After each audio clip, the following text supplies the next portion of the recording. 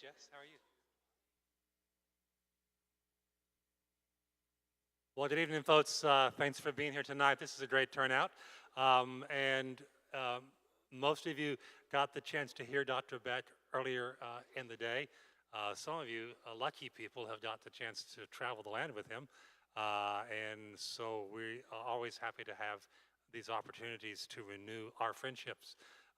Dr. Beck is an adjunct professor at the school that we partner with for our trips. He's written more books and articles and maps and charts. I mean, it's kind of amazing. And he's now doing a series of videos for Our Daily Bread, which is just tremendous. If you so the video series that we've used for our Lenten study was one of those. There's another one that a few of our classes have used. It's Along the Road, and there'll be more coming as you are now filming in Jerusalem or in Israel a couple times a year, right? That's correct. Yeah. So, and here's what I want you to pray for: that these films get the widest possible exposure. Because it can transform how people understand Scripture and they read the Bible. We're going to turn it over to him, but let's have a word of prayer first. Yeah. Well, Father, we ask that tonight you would hide us in your word. You would become that living two-edged sword. You would show us how to understand what it is you want us to understand. We thank you for your entry into Jerusalem. We thank you for your entry into this world and for your entry into each of our lives. And we warmly welcome you to our sanctuary tonight. Come and make it a holy place in the name of Christ. Amen. Amen. Thank you, Chapel, and good evening.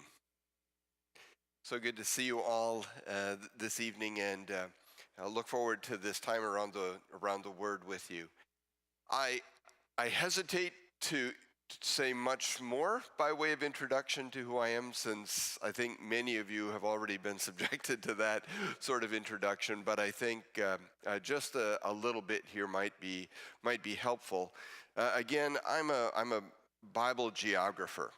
And there aren't a whole lot of us out there in the world, but those of us who take up this enterprise have a number of things in common. One is generally a love for the outdoors, which I've carried with me my entire life.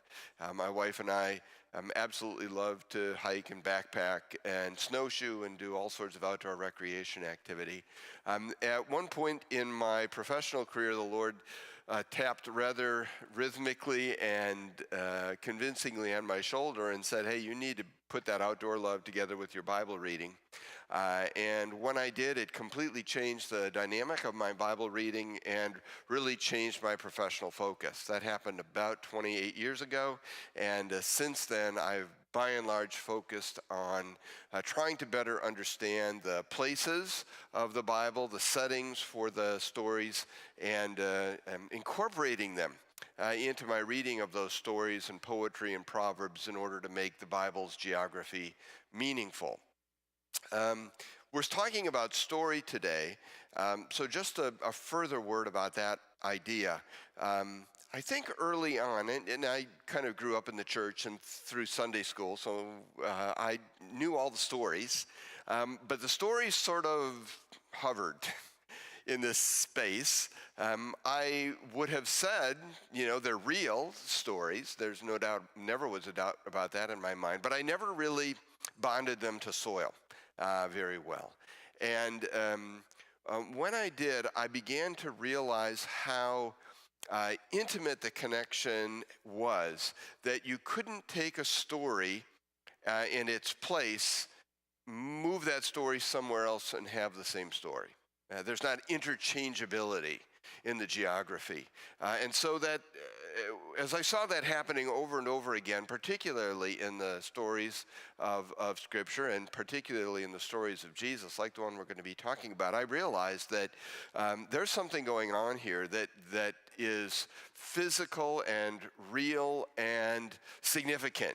That Jesus is, for example, taking me to places, that he is walking to places, that he's using, as we'll talk about this evening, specific routes during specific moments in his ministry because the geography was important to the greater lesson that he was teaching.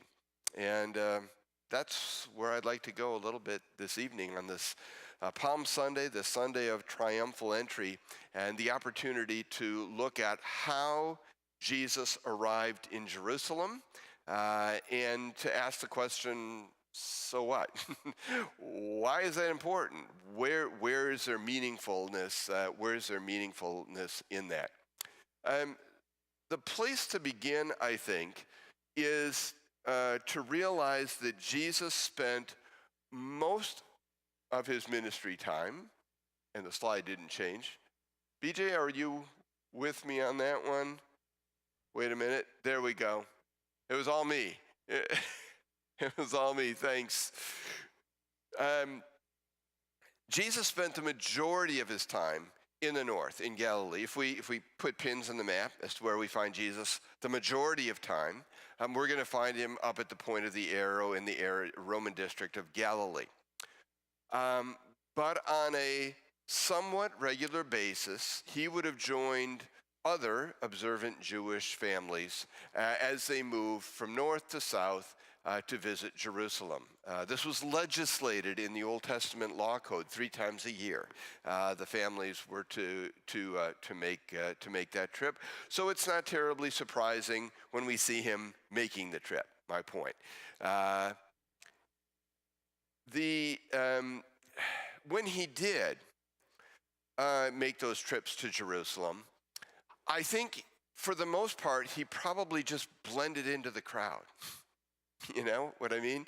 It wasn't like anybody noticed or responded differently to him than they did to others. And so, by all accounts, it seems like the ordinary trip from Galilee to Jerusalem that Jesus made looked like everyone else's when they went to the high festivals in Jerusalem.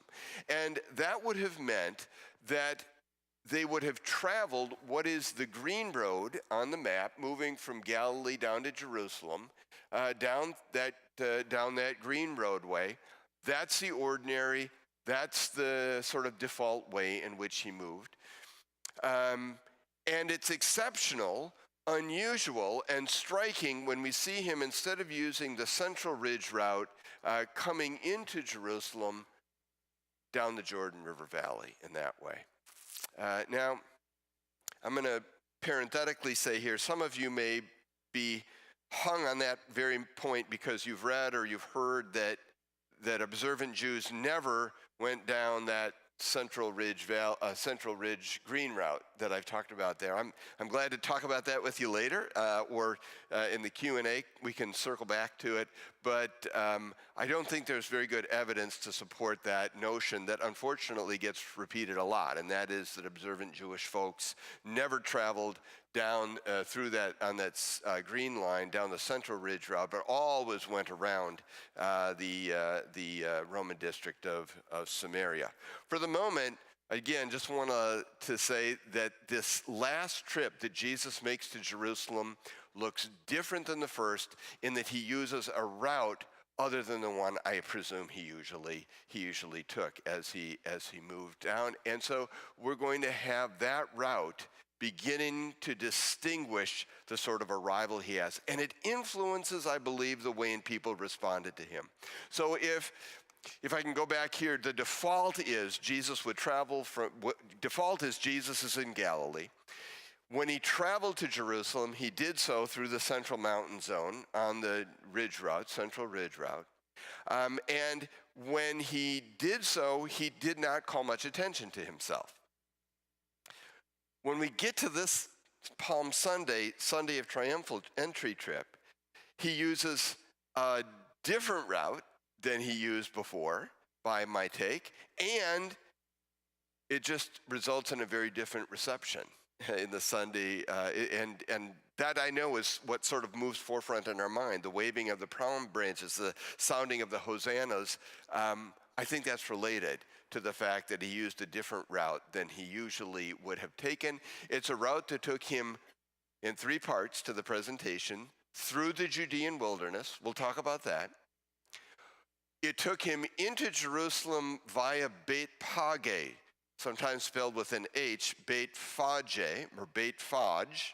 I'm not sure which pronunciation you're used to hearing. I tend to use Beit Page. And third, down the Mount of Olives towards the Gihon Spring. These are clearly identifiable segments of Jesus' arrival in Jerusalem, and each one is going to play a role in distinguishing his arrival and animating the sort of Palm Sunday reception that he received. Let's start with the wilderness, coming through the Judean wilderness, and each of these three little segments that I've called out for you will follow a similar outline. I'll say just a brief word about an Old Testament expectation related to the route that's used, and then we'll have a look at the route itself and how it animated the response that we see on Palm Sunday. The first of all, Old Testament expectation, about 840 years prior to the time that Jesus came into Jerusalem on Palm Sunday, the prophet Isaiah was speaking about a divine arrival in Jerusalem. And this language from Isaiah 40, I'm going to pull up in a couple of different slides, because first of all, I'd like you to notice who Isaiah say is arriving. The way of the Lord, make straight in the desert a highway for our God, and the glory of the Lord will be revealed. Isaiah is talking about a special divine arrival of the Messiah in the promised land. Now, let me shift focus from who's arriving to how that arrival is going to occur. Where does it occur? And here we've got some very specific language called out by Isaiah. In the wilderness, prepare the way for the Lord. Make straight in the desert a highway for our God. Those are the key regional descriptors. Every valley shall be raised up, every mountain and hill made low. Now we've got some further identifiers. Valley, mountain, hill. The rough ground shall become level, the rugged places a plain, and the glory of the Lord will be revealed, and all people will see it together. For the mouth of the Lord has spoken. I suspect many of you know those words, right? We use them in Advent to speak about the arrival of John the Baptist message, which is get ready for the Christ child's coming. But Isaiah is actually speaking not about just John the Baptist announcing the arrival of the coming Christ, but about how he's going to arrive in Jerusalem the last time that he arrives there. Now again, if we take a look at how Jesus arrives, we're going to see him moving down the Jordan River Valley route. And once he's there, he is positioned at Jericho to take one of three routes to the interior. It doesn't matter which of the three routes he takes. It's going to be the southern one that he eventually ends up taking. But here's my observation. He's walking the only route that will take him to Jerusalem through the wilderness. Hearing those concepts coming together for you? So Isaiah says, expect the Lord to arrive in a special way in Jerusalem through desert, through wilderness, and Jesus sets up an arrival that moves him directly through. That's what the road looks like between Jerusalem and Jericho. I think it is like the 40 yards that's level in the whole place. Some of you have walked part of this. The rest of it looks like this. And so it very much matches that description of Isaiah 40, a wilderness, a desert, a place with mountains, valleys, rough ground, rugged places. Isaiah says, really need some road building activity, to adjust this place so that it makes for an easier arrival. But that is the terrain through which Jesus is moving. It is again the only way you arrive in Jerusalem from any cardinal compass heading if you're going to go through wilderness. There's only wilderness region to the east. So if he comes down what has now become the yellow road here instead of the green road, if he comes down through the Central Mountains, he will not engage wilderness. Only if he goes out to the east in the Jordan River Valley and comes through Jericho on his way to Bethany and Jerusalem is he going to engage wilderness and so fulfill the prophecy of Isaiah 40. Here it is again, a voice of one in the wilderness. Get ready, prepare the way for the Lord, make straight in the desert. This is an Old Testament expectation that lives, and Jesus selects an arrival route that's going to fulfill that language of Isaiah chapter 40. Step 1. Step 2. He enters Jerusalem via the little village of Beit Page. Now, again, what I'm going to invite you to do is to think about the Old Testament expectation that's linked to the arrival, and then we'll look at how the route through Beit Page plays a role in Jesus fulfilling that Old Testament expectation. Isaiah 40 had told us we should expect an arrival in Jerusalem from the east. Zechariah 9:9 says, expect an entry into Jerusalem. Rejoice greatly. Now this is clearly language out of Palm Sunday, right? Rejoice greatly, daughter Zion. It's another label for Jerusalem. Shout, daughter Jerusalem, see your king comes to you. I know that you might be suspicious that I'm making too much of this at the moment, but hang on just a little bit longer. This language says, expect that when the Messiah arrives, he will enter Jerusalem. That's going to be an important point, and it's easy to miss because we have not fully engaged this language, and I've stolen a bit here from Matthew and Luke to get it in front of you. We haven't done much with this part of the Palm Sunday story. Palm Sunday is not just Jesus riding a donkey down the Mount of Olives into Jerusalem. It is his coming up the east side of the Mount of Olives and riding a donkey into Beit Page. And this is that story. As they approached Jerusalem, the language is so important here. As they approached Jerusalem and came to Beit Page on the Mount of Olives, Jesus sent two of his disciples, saying to them, go to the village ahead of you. As you enter it, you'll find a colt tied there, which no one has ever ridden. Untie it and bring it here.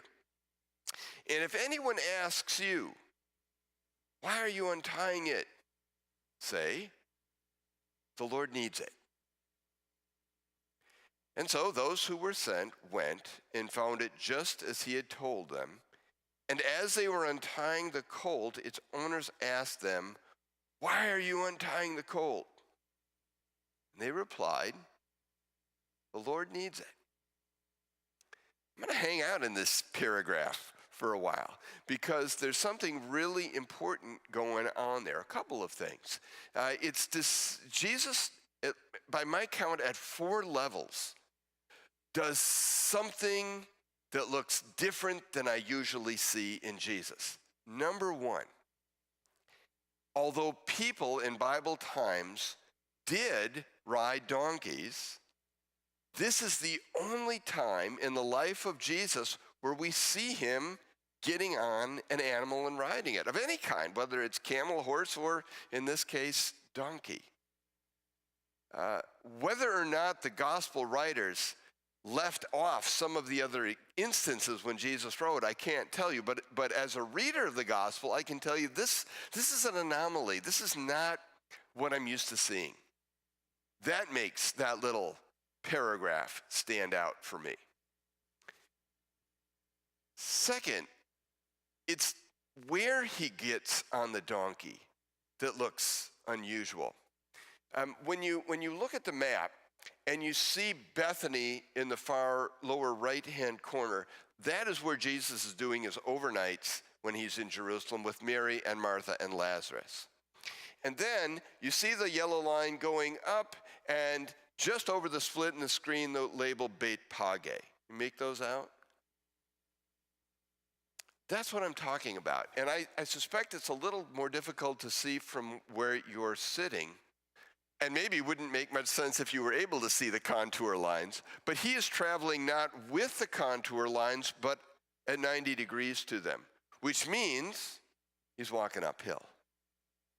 And so Jesus walks for 20 minutes uphill from Bethany to Beit Page. I mean, up a fairly steep ridge. And only when he's about to the top of the ridge does he send the disciples ahead and say, hey, I need a donkey. Go get a donkey from Beit Page. Go ahead, bring it back to me. And that looks weird, doesn't it? Because if you're going to walk uphill for 20 minutes, why not get on the donkey at Bethany, get a donkey from there, the Uber, whatever, and ride it up the hill and then get off and walk, or ride it over the hill. But this looks weird to spend 20 minutes walking uphill and then look for an animal to ride. That looks unusual. And then you've got, in this paragraph again that I'm calling your attention to, this Palm Sunday paragraph that gets so little attention, you get the expression occurring twice, the Lord needs it. And so there's a sense of necessity about this. And almost always when we hear the biblical authors speaking like this about necessity, it's not about someone's personal need, but about something that is necessary for the larger plan of salvation. Well, by my count, we've got three, right? He did what? He got on a donkey. That's weird looking. He gets on a donkey at the top of the hill after he's walked up the hill. That looks weird. The third thing is he emphasizes the necessity of this for the plan of salvation. The Lord needs it. And then he rides it into the little village of Beit Page. And here's where the route comes in and is distinguished. I'm going to go back to this language again. I've highlighted it. Please note how very carefully the gospel writers lay out the geography for us. As they approached Jerusalem and came toward Beit Page on the Mount of Olives. So we know exactly where Jesus is moving. Jesus sent two of the disciples saying to them, go to the village ahead of you, the village is Beit Page, and secure the donkey for me, bring it back here. And so he's very intentional about not waiting until you get in the village, which would be easier, wouldn't it? Why don't you just wait till you get to the village? You can talk to the owner of the donkey about why you need it, and we'll just go on from there. Why do we have to go get it and bring it back here so that now that you're at the top of the hill, you can ride it into the village? There's an intentionality here that we may miss. And the question is, what in the world are the gospel writers doing with these sorts of details in there? Why am I being told all of this? What does this have to do with getting Jesus into Jerusalem? Well, it has to do with where the city limits of Jerusalem are. I'll preview where I'm going with this. In order for Jesus to fulfill the prophecy of Zechariah 9, daughter Zion, your king is going to ride into you, going to enter you. Jesus has to ride across the perceived city limits of Jerusalem, or else the prophecy isn't fulfilled. Let me say that one more time, because I know that concept can be a little bit difficult to grasp. Zechariah 9:9 talks about Jesus entering the holy city of Jerusalem.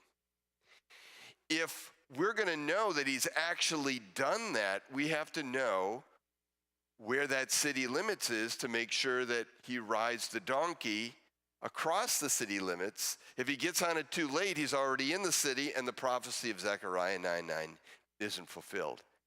So we've got some places that are mentioned in this story. We've got Bethany in the upper right-hand corner. We've got Bethphage, which is at the top of the ridge of the Mount of Olives. And then we've got Jerusalem. Where's the city limits? That's the question.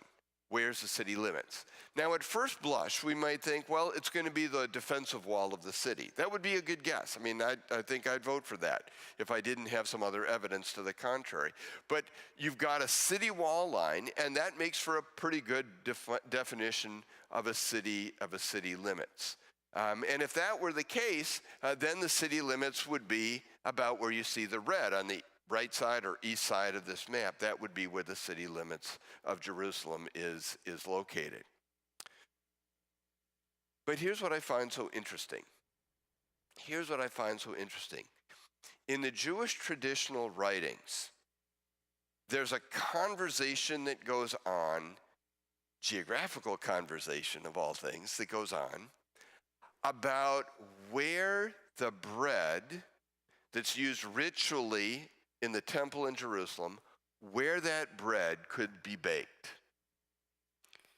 That's a pretty fine point, isn't it? And yet, it's something within Jewish tradition that was very important. If we're going to say that the bread that's used in the Jerusalem temple has to be baked within the city limits, now suddenly I have a geographical conversation that is going to be precipitated among the Jewish traders about, well, where are the city limits? We need to know very clearly where that city limit set is. So they determined, first of all, the ritual bread used at the temple had to be baked within the city limits. And then we have this statement: the bread that's baked at Bethphage is fit for ritual use in the temple. And what that means is that they saw Bethphage not as outside the Jerusalem city limits, but as the marker of the Jerusalem city limits. Anything baked west of there, down the west slope of the Mount of Olives, down into the urban center of Jerusalem, that is legitimate for in terms of location. And so now, instead of putting the city limits down at the wall line, which is going to be at the very bottom of that photograph, now we've got the city limits on the top of the Mount of Olives ridge.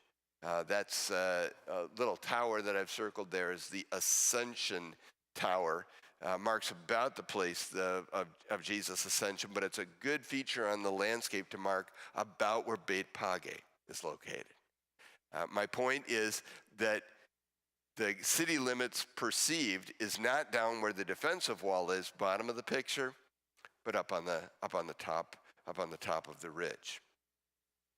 Now, the prophetic expectation, again, is that Jesus is going to ride a donkey into Jerusalem. Rejoice greatly, daughter Zion. Shout, daughter Jerusalem. See, your king comes to you. From outside to inside, righteous and victorious, lowly and riding on a donkey, on a colt, the foal of a donkey. All of that means it's important where Jesus gets on the donkey, yeah? He can't just get on any place and fulfill that prophecy. He needs to get on that donkey before he gets to Bethphage, or else it's too late. And so as Jesus leaves Bethany and walks up the east side of the Mount of Olives, 20 minutes chugging away, and as he's just minutes away from the top of the ridge, he sends the disciples ahead, go get me a donkey. Bring it back to me here, and then he rides it into Beit Page. And when he does, everybody gets what the biblical authors are setting us up to get, that Jesus rode a donkey into Beit Page. So far, there are two things that have distinguished Jesus' arrival on Palm Sunday. One, he selected a route that will take him through the Judean wilderness. Isaiah 40 says, expect a Judean wilderness arrival into Jerusalem for the Messiah. Jesus fulfilled that by the route that he took from the east through Jericho and up towards Bethany.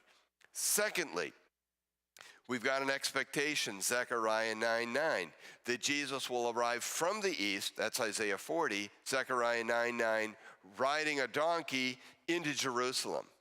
He sets it up very strategically so that he gets on the donkey, not at the bottom of the ridge. He could have done that, right? He could have gotten on the donkey at Bethany, ridden up the ridge, ridden into Beit Page, but it wouldn't have called attention to itself like it did when he got almost to the top of the ridge walking and then sent them ahead. It called attention to itself, and that's part two. He rode into Jerusalem via Beit Page. Third element, he rides down the Mount of Olives towards the Gihon Spring. Again, I want to say just a word about an Old Testament expectation that was living in the minds of the people who are on that who are on the Mount of Olives that first Palm Sunday, and see how the route Jesus took down the west side of the Mount of Olives towards the Gihon Spring helped to animate their response. In 2 Samuel chapter 7, the Lord came to King David and told him that one of his descendants would be the Messiah, the promised Savior from sin, the one promised in the Garden of Eden who would restore the blessing that was lost when Adam and Eve fell into sin. And from this moment on, the Old Testament writers and poets become very enamored of the idea that the Messiah will be a royal figure, a king. It's mentioned actually before that in Genesis, but by the time we get to 2 Samuel 7, this idea of the Messiah as king is more firmly established in the mind's eye of the biblical authors. And we see it in passages like Micah 5, verse 2. We know this from the Advent season, from the Christmas story. But you, Bethlehem Ephrathah, though you are small among the clans of Judah, out of you will come for me one who will be ruler over Israel, whose origins are from of old, from ancient times. Micah reflects that expectation that the Redeemer will be a king. Zechariah 9:9, back to this language again that so informs our study of Palm Sunday. Rejoice greatly, daughter Zion.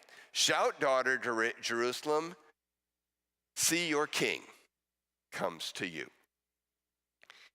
There is an expectation that when the Messiah arrives, he will be distinguished in part by his association with royalty. And that brings us to the final phase of Jesus' move into Jerusalem. We've moved him from Bethany, riding a donkey, into Beit Page, across the top of the ridge, down the west side of the Mount of Olives, in the direction of the Gihon Spring. When Jesus makes this ride in, the crowd erupted. And now the story rings a little bit more familiar, in a more familiar way to us. Now we have people who are waving palm branches. Now we have people who are shouting their hosannas. What is it that they're seeing that leads them to respond in this way at this moment? I call attention in particular to their language. Hosanna to the Son of David. Remember the promise to David. Blessed is the coming kingdom of our father David. Blessed is the King who comes in the name of the Lord. What makes them use that language rather than other language to speak about the arrival of Jesus when they see him arriving? To answer that question, we need to ask and answer a couple of others. The first question is this: who's on that ridge? Who's on the west side of that ridge of the Mount of Olives? First of all, they are folks who are in Jerusalem for the high festival of Passover. They aren't vacationing. They are there because they are going to be worshiping at the temple during the high festival of Passover. And that means, folks, that the people who are literally camping out on the Mount of Olives are not local Jerusalemites or Judeans, Judea in the south. These are Galileans from the north, people who have traveled, as Jesus so often did, from the north to the temple in Jerusalem. There are 3 times a year when the Lord asked families to make this trip, north to south, or wherever you were in the world. They were Passover. That's the festival we're at here, Pentecost, and what's called Sukkot, the Feast of Booths, which is the fall festival. During those 3 times a year, Jerusalem swelled.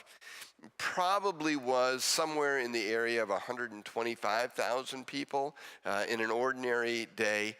It could be 4 times that large during these 3 high festivals. And you can imagine that when you bring that sort of influx of people into Jerusalem, there just isn't enough housing for them all.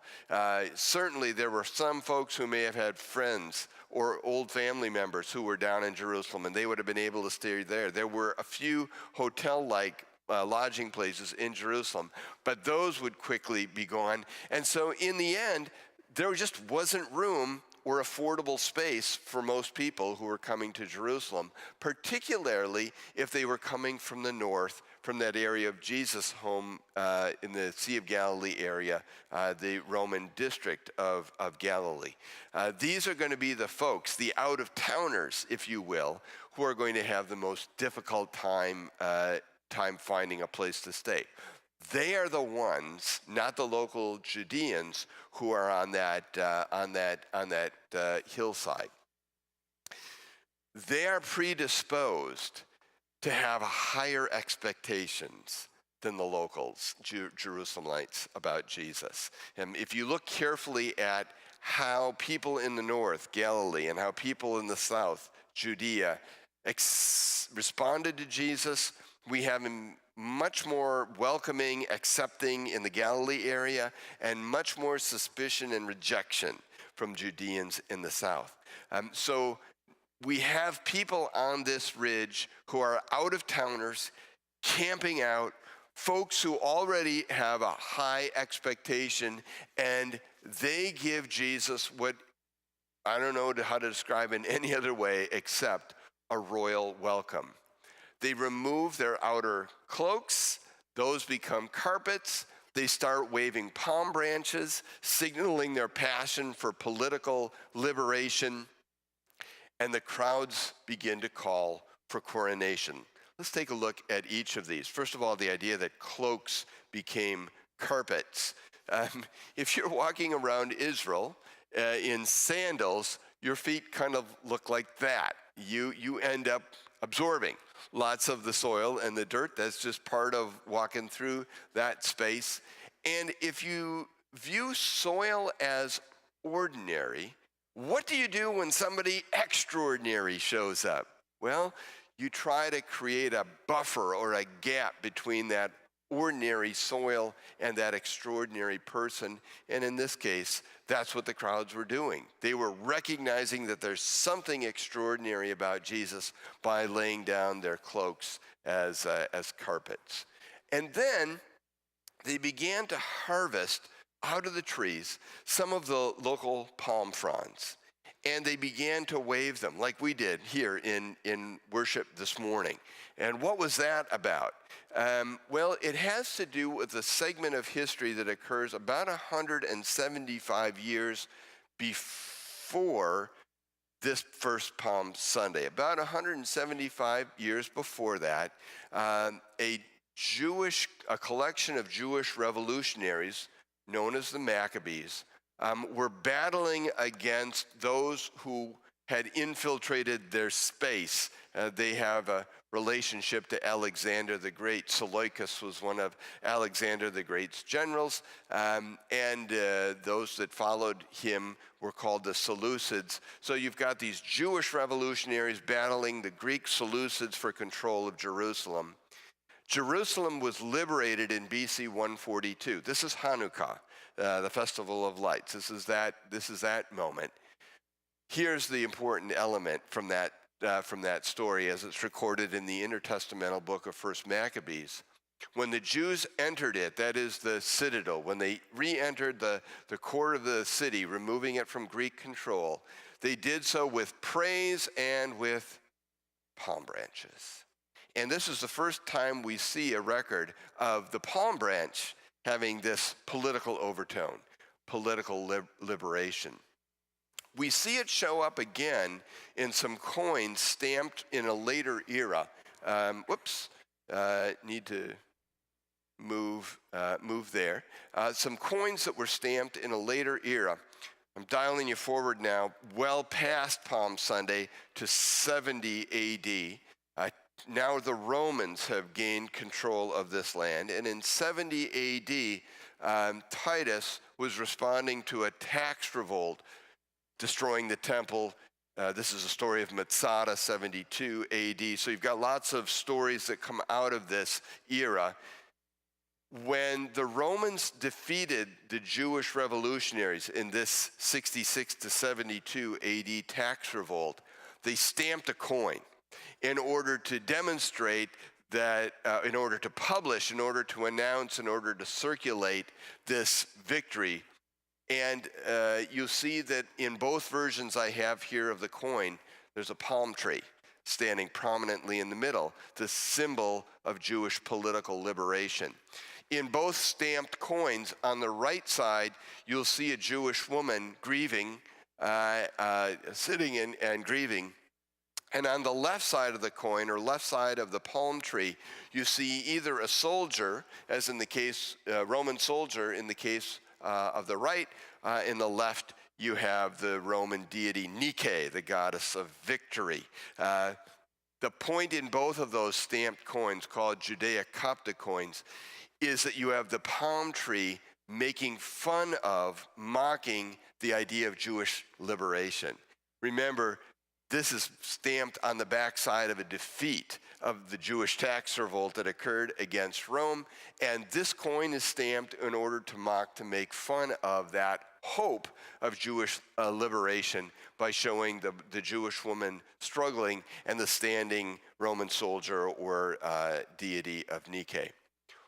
All of that to say that when the people were waving palm branches, this was an important political symbol. It wasn't fanning someone to cool them. This was an important political symbol, a symbol of political expectation.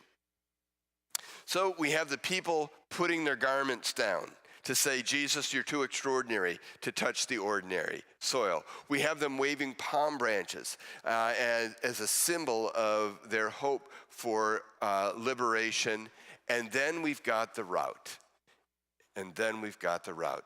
Jesus is moving from Bethany, gets on a donkey outside of Bethphage, crosses over the top of the Mount of Olives, and rides down the ridge in the direction of Jerusalem.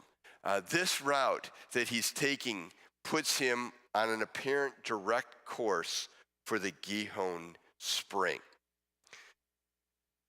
Why is that important? Well, the Gihon Spring was the primary water source for Jerusalem in the Old Testament era, up until the time of King Hezekiah, about 701 or 705 BC. It is the primary water source, so everybody knew where it was. Water is important enough that you will know where it was, but it isn't prominent enough to make the big difference. The Gihon Spring sits in the bottom of the Kidron Valley, as you see there, and it doesn't look like much. And so you go, okay, so what's the big deal about Jesus riding down the Mount of Olives and apparently moving in the direction of the Gihon Spring?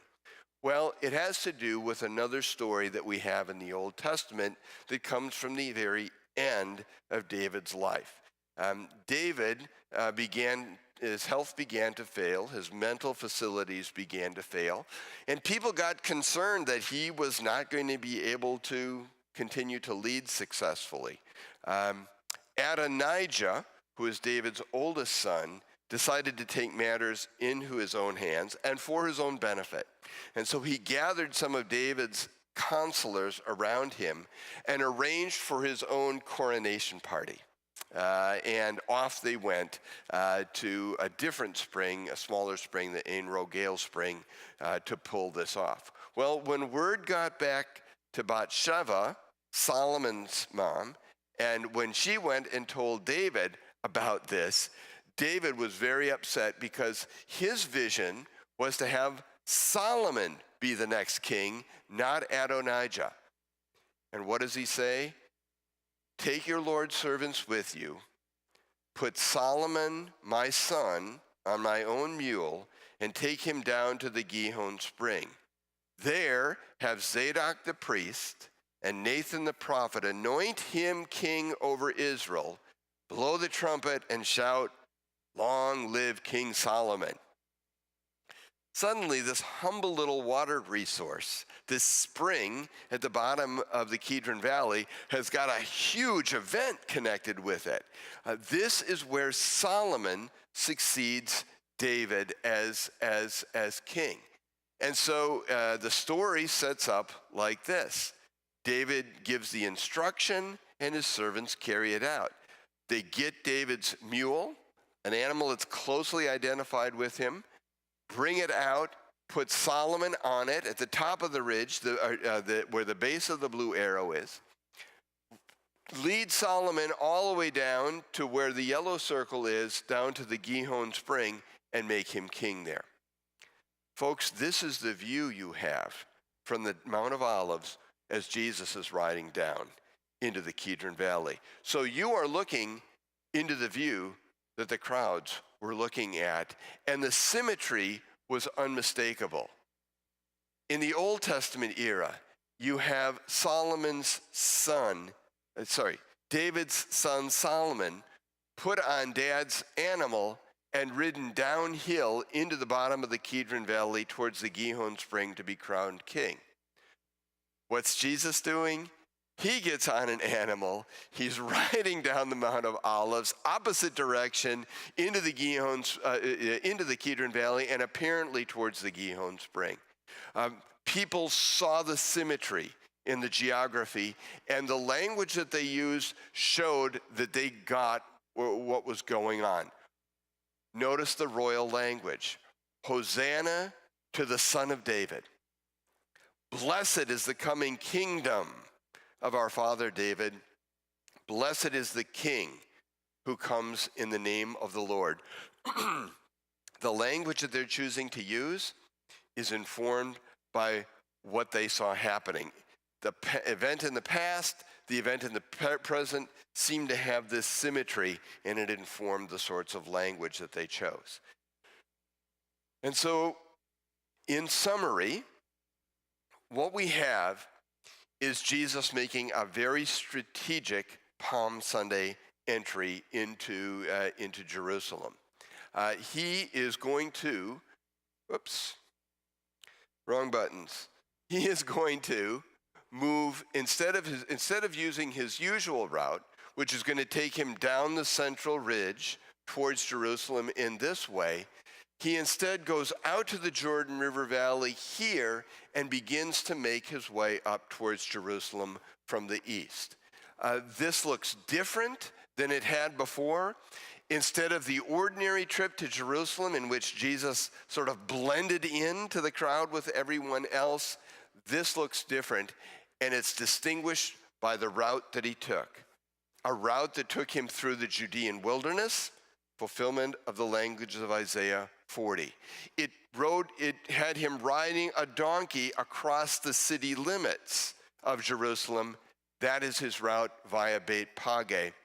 And he rode down the Mount of Olives towards the Gihon spring an action that animated the crowd to speak of his royal arrival in the way that he did.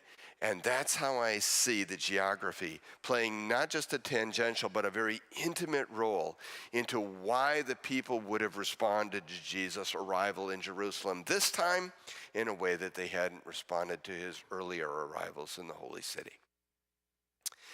Well, I'm thrilled to have a chance to share that with you, and equally excited to receive questions that you might have, or thoughts, additional thoughts that you might have. So I think we had a microphone. Let's see. I'm looking. Chapel, did you have a mic? I saw a mic somewhere for remoting questions.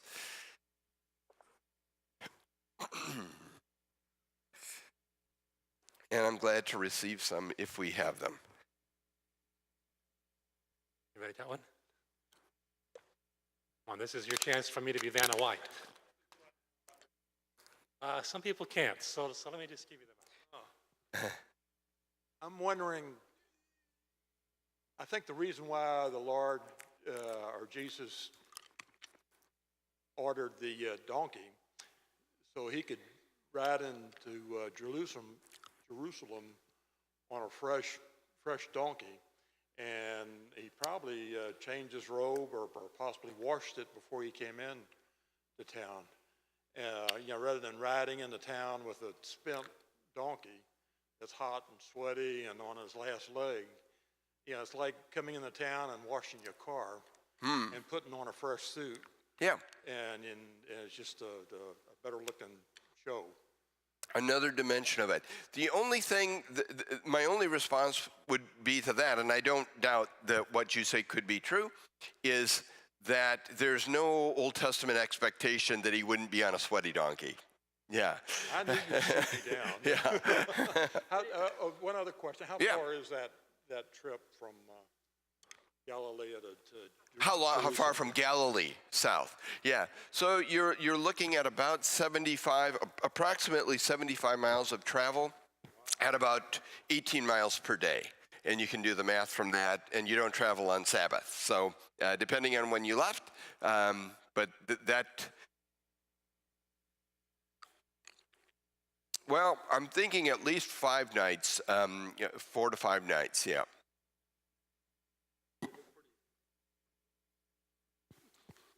Yeah. Yeah. Something else that I could speak to for you. Anybody else? Question? Yeah, Eddie? I have a feeling this is going to sound really dumb. We know that Jesus knew the Old Testament intimately. Yeah. Did everybody else know all of this oral history? Did they knew he was descendant of David? They understood about the spring? Was that all common knowledge? Yeah. So a fair question. I don't know, and I'll speak of, I'll use a label, I just don't have a good English equivalent. The Hebrew is Am Haaretz, ordinary folks, the people of the land. Certainly there were various levels of knowledge and understanding, and that's reflected in the Gospels, right, where you have the teachers of the law, and they thought well of themselves in part because they did know more of that law code than others. But there were certain elements, particularly those I would say that encapsulated hope, that I see the ordinary people of the land, the Am Haaretz, holding on to closely. Okay, let me give you one example. When Martha goes out to meet Jesus after her brother dies, and she says, Lord, if you had been here, he wouldn't have died. And he said, and his next response is, your brother will live again. And she says, in beautiful Methodist, Lutheran-esque, I know he will rise again in the last day. There's a hopefulness in that element of theology, and she knew it. And then Jesus delivers that powerful statement, I am the resurrection and the life. Whoever lives and believes in me will never die. And he suggests to her, that there's a possibility that her brother will rise, not just at the end, but like today. And he says, do you believe this? And she says, I believe you're the Messiah, the Son of the living God. So she's saying, I believe that I'll have met the Messiah when I see the dead rise like that. I mean, that's theology of hopefulness. So while I think there are many ordinary folks who may not have known those little nuances, those elements of Old Testament expectation that encompassed hopefulness, and I see it in the crowds. You see Lazarus raised from the dead, John 11. You see Jesus entering Jerusalem from the east through the wilderness. You see Jesus getting on a donkey and riding it across the city limits into Bethphage. These are the buttons that catalyze the response we get on Palm Sunday. They aren't just responding to Jesus on the donkey.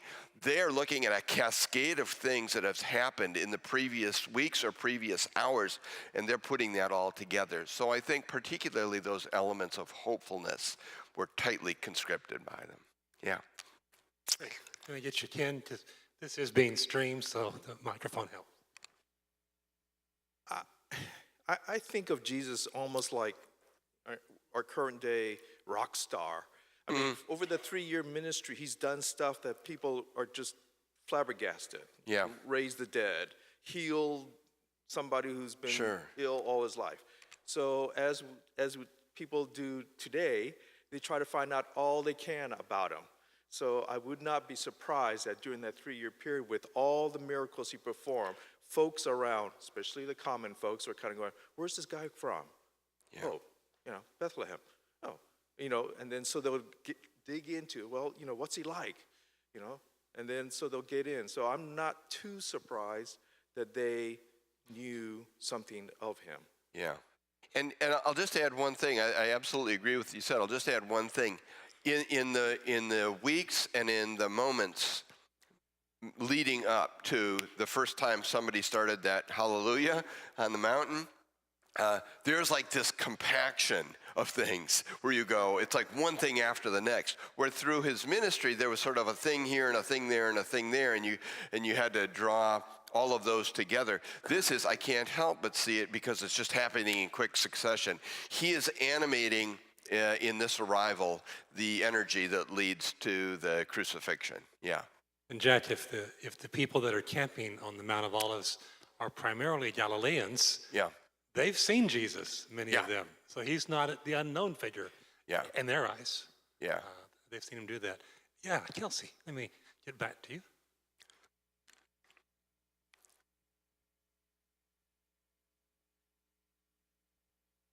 I was interested in the possibility if Jesus went down the Jordan River route to enter Jerusalem that way. Would there have been a chance that he retraced his steps, returning to his baptismal site, and maybe that was affirmation of his identity as God's son, God's beloved? Yeah, I can tell you and I have shared time together, Kelsey, because that's how I would tend to think too. You're right.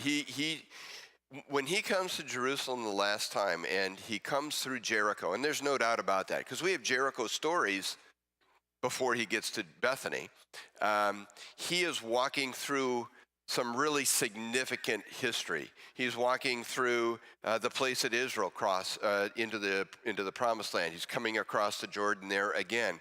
He's coming across the Jordan where he was baptized. And so you have, it's almost like a screenwriter's script developing. You would want him to meet, if you wanted to meet these important moments in history leading up to his move towards Jerusalem, you're almost picking him off on the route that he chooses as well. Couldn't agree with you more.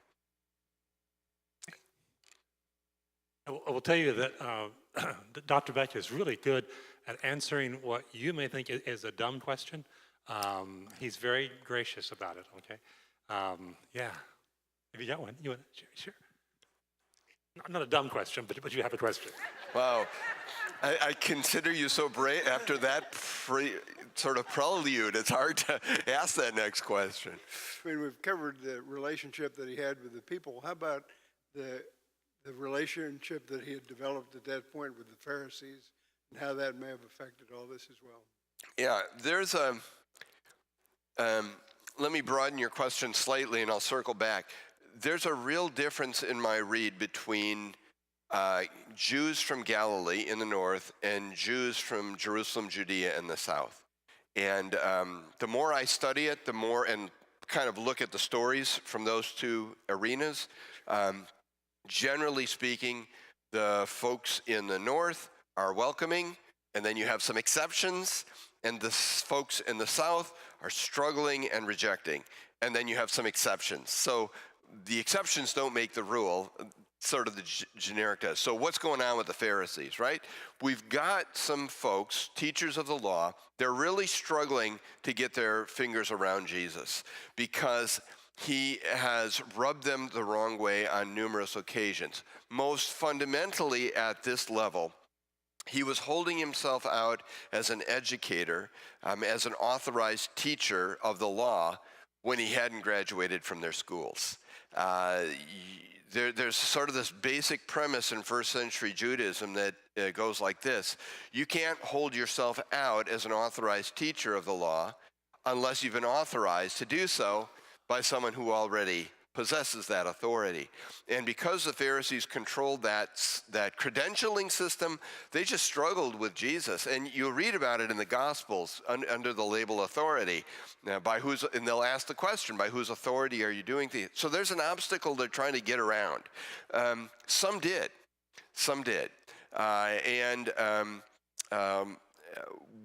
One of the things that changed the minds, it's just tucked into a verse in John 11, so it's easy to miss. After the raising of Lazarus, there are some from Jerusalem who went out and they put their faith in him. It's a little sentence, but certainly among those were some of those other Pharisees who saw a way clear to it. But it was a bigger challenge, I think, for them. Because they were Judeans. Judeans tended to look at Galileans as rural, less well educated, suspect in regards to their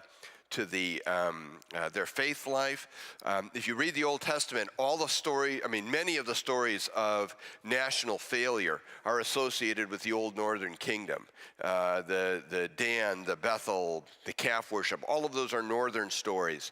And so Judeans tended to view themselves, we've got the foundation stories of the faith. We've got, the stories of Abraham and Isaac and Jacob and Hebron, and, we've got these stories. Galileans just have the bad stories. So there's a lot of obstacles that Judeans had to struggle to get past.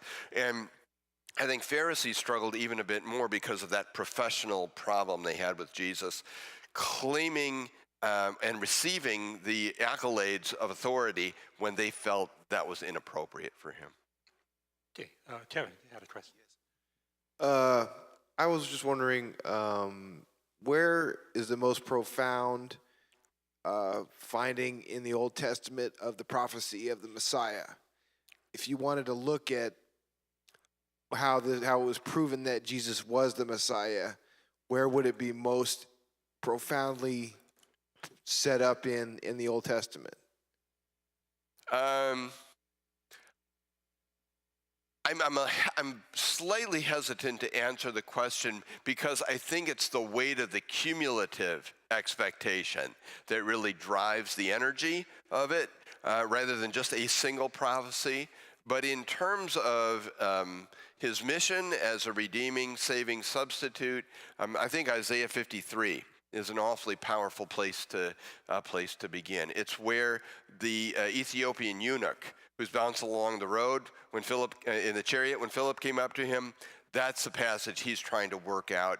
That's the one that seems to have a really basic understanding of who this individual might be and what this individual might do. But having said that, I think it's the cumulative weight of all of these trajectories, some geographical, some not necessarily geographical, tended to focus on the geographical here, but that create an expectation. It's the cumulative weight that's the best identifier. Time for one more. Let's see. When I hear the prophecies of old and you hear how Jesus fulfilled all these prophecies, how can you see Jews nowadays?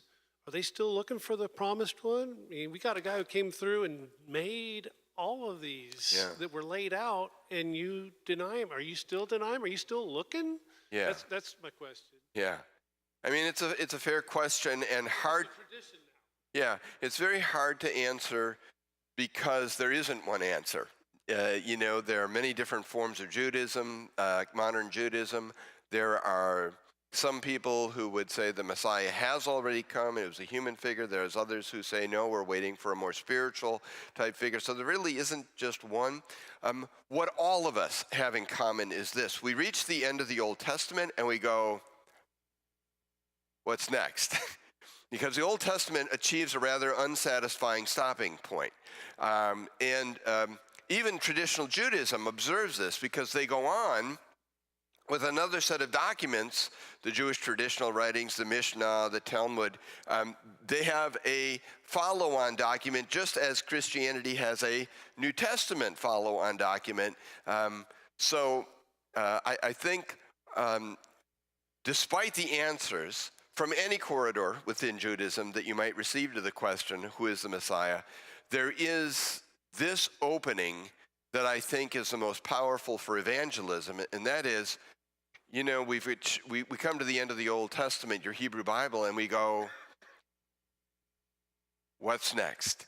And the opportunity to fill that with something other than, you know, an alternative explanation to maybe the one they have could prove helpful. All right. I think we had one more question over here, didn't we? Yeah, Dennis. Now, you've studied the geography very well of the whole region. What was the biggest aha moment for you in geography that just blew you away? Do you have one? Yeah. So I can tell you that because I remember the moment. Matthew 4:13, leaving Nazareth, Jesus went and lived in Capernaum. It's a passage that I'm sure I had read dozens and dozens of times. But when the language of that passage was decoded for me geographically, and that's another 35, 40 minutes, so I won't take you down the road.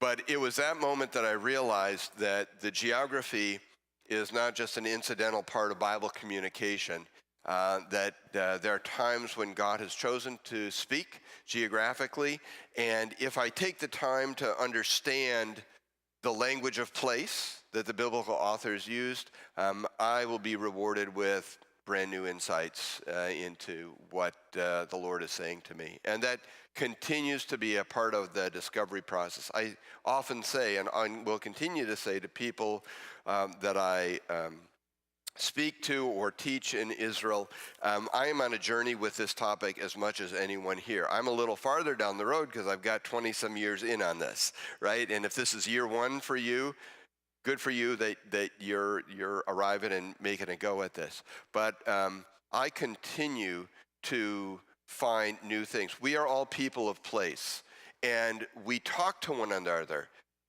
using language of geography. We do it all the time, but we don't, pause or record ourselves in a way that we notice it. The biblical authors were just like you and me. They spoke geographically, and when the Spirit of God said, I need you to say something to these folks for me, he didn't obliterate the geography. It's just there.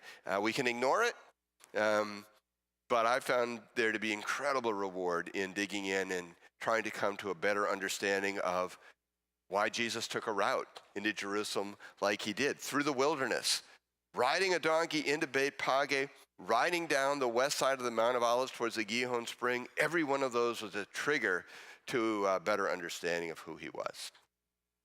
So we heard that the folks in the north were more welcoming and those in the south were a little more standoffish. So basically, it's the opposite of the United States then. Is that right, Dr. Beck? I'm not sure I'd win that argument as probably the sole Wisconsinite in the room. So No, there's another one. There's another one. Don's here somewhere. Let's give our thanks to Dr. Beck. We're so grateful. Good. Thank you.